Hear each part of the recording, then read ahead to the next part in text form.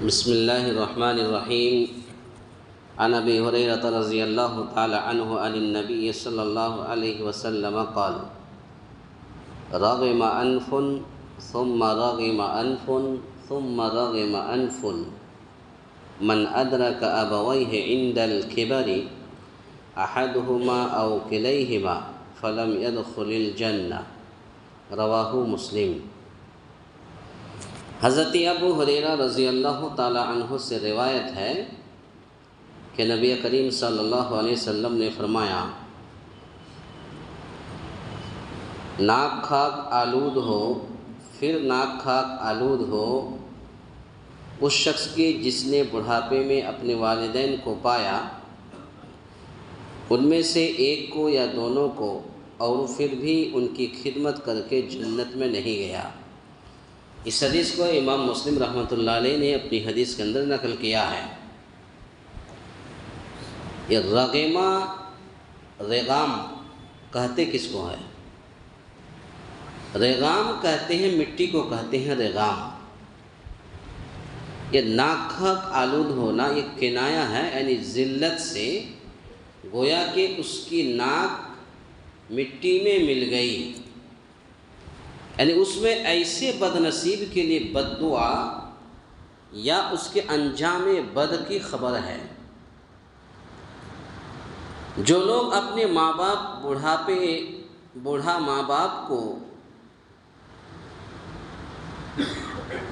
ماں باپ کے ساتھ حسن سلوک نہیں کرتے، یا بوڑھے ماں باپ کے ساتھ بدتمیزی سے پیش آتے، یا بوڑھے ماں باپ کو برا بھلا کہتے ہیں، یا بوڑھے ماں باپ کو گالی گلوچ کرتے ہیں، یا بوڑھے ماں باپ کو گھر سے باہر کر دیتے ہیں، تو یہ ایسے بد نصیب کے لیے بد دعا ہے یا اس کے لیے انجام بد کی خبر ہے، جو اپنے والدین کے ساتھ حسن سلوک اور ان کی خدمت کر کے اپنے رب کو راضی نہیں کرتا۔ پتہ چلا کہ اگر ایک انسان اپنے بوڑھے ماں یا باپ کو اگر کسی کو بھی گھر سے باہر کر دیتا ہے، اس کو گالی گلوچ کرتا ہے، مرتا ہے، دھرتا ہے، تو ایسے انسان جب تک اس کی زندگی ہے در کی ٹھوکریں کھاتا رہے گا، اور ایسے لوگوں کی کبھی بھی کسی کاروبار میں، روزی روٹی میں اللہ کبھی بھی خیر و برکت نہیں دے گا۔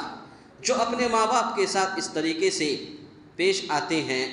تو وہی اللہ کے نبی صلی اللہ علیہ وسلم نے فرمایا کہ ایسے لوگوں کے لیے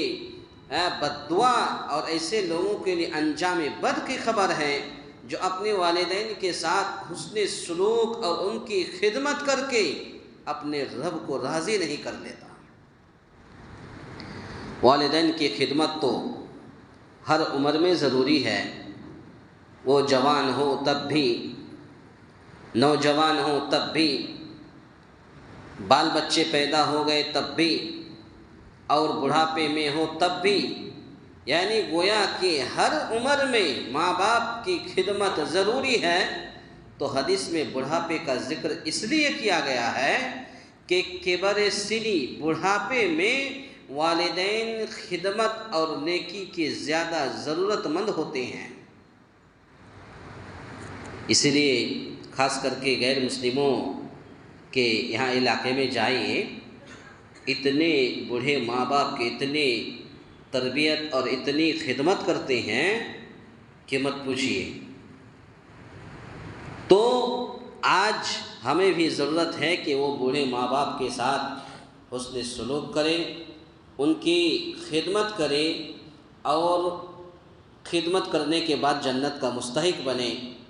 تو احتیاج اور ضعف کے اس دور میں انہیں حالات کے رحم و کرم پر چھوڑ دینا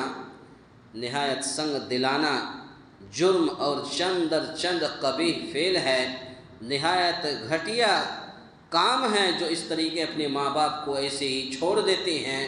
اور پھر گھر سے باہر کر دیتے ہیں، اور اپنے اس ذلیل حرکت کی وجہ سے وہ جنت سے محروم رہ سکتا ہے۔ پتہ یہ چلا، حدیث کا خلاصہ کلام یہ ہے کہ جو لوگ اپنے ماں باپ کے ساتھ حسن سلوک نہیں کرتے،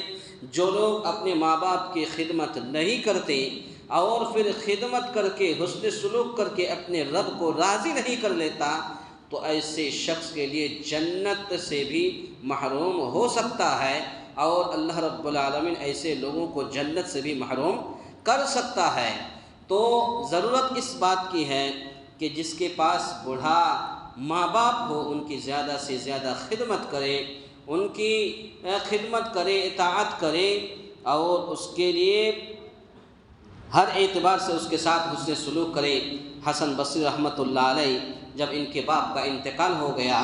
تو یہ بہت زیادہ رو رہے تھے، تو لوگوں نے کہا کہ اے حسن بصری، تم تو لوگوں کو سمجھانے والے، تم تو لوگوں کو ڈرانے والے، تم اتنا کیوں روتے ہو؟ تو کہا کہ میں اس لیے نہیں روتا ہوں کہ میرے باپ کا انتقال ہو گیا، میں اس لیے روتا ہوں کہ ماں باپ جنت کا 2 دروازہ تھا، اس میں سے ایک دروازہ ہاتھ سے چلا گیا اور میں خدمت نہیں کر سکا۔ تو پتہ یہ چلا، اس حدیث سے بھی پتہ یہ چلتا ہے کہ ماں باپ کی خدمت، آج اگر ماں باپ ہے، ماں باپ کی باتوں کو مان کر کے چلیے تو انشاءاللہ آپ کہیں بھی رہیے گا تو آپ بالکل سر اٹھا کر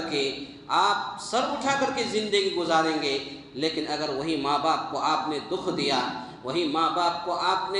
نے تکلیف دیا، اسی ماں باپ کو برا بھلا کہا، تو آپ کبھی بھی زندگی میں آپ سر اٹھا کے بات نہیں کر سکتے۔ یا کیوں؟ اس لیے کہ آپ نے بڑھاپے میں ماں باپ کو بہت تکلیف دیا۔ تو ضرورت اس بات کی ہے زیادہ سے زیادہ اپنے والدین کے ساتھ حسن سلوک کریں، ان کی خدمت کریں۔ اللہ تعالیٰ سے دعا ہے یا الہ العالمین ہم تمام مسلمانوں کو کہنے سننے سے زیادہ نیک عمل کرنے کی توفیق عطا فرمائیں۔ آمین۔ اقول قولی ھذا استغفر اللہ لی ولکم ولسائر المسلمین واستغفروہ انہ ھو الغفور الرحیم۔